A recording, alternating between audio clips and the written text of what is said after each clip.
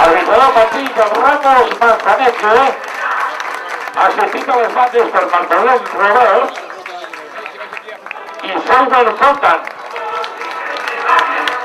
La Provident presenta.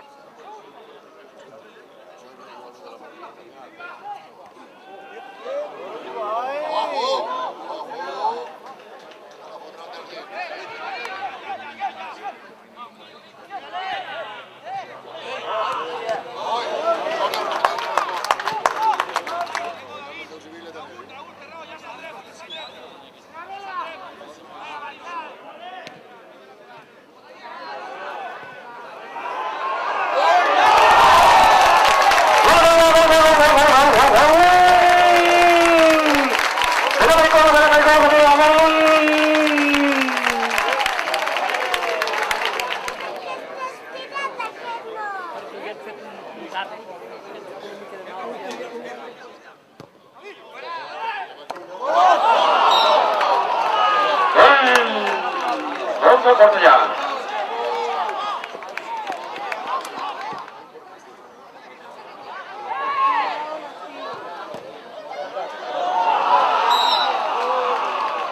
Cuando ya. A marcar.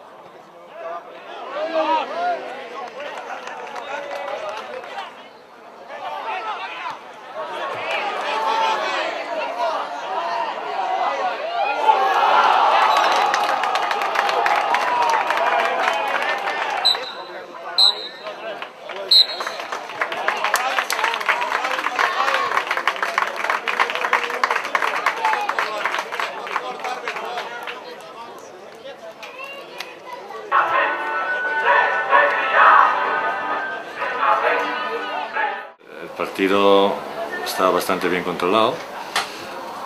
Estamos con la ventaja en el marcador contra un equipo complicado, con un equipo duro, y luego pues hemos hecho 2 regalos y que ha cambiado totalmente el partido, ¿no? Ya empatar o meter un gol contra esos equipos que son duros, buenos, cuesta. Imagínate cuando estás detrás del marcador. Y nos cuesta mucho asimilar un poco la categoría, ¿no? Nos cuesta creer que los errores que cometemos son los errores muy caros y que nos va a costar muy caro y que nos está costando muy caro. Que aquí nadie regala nada y nosotros sí que regalamos. Hacemos un equipo de muchos regalos y no puede ser. Si no cambiamos la dinámica esta, pues mal vamos.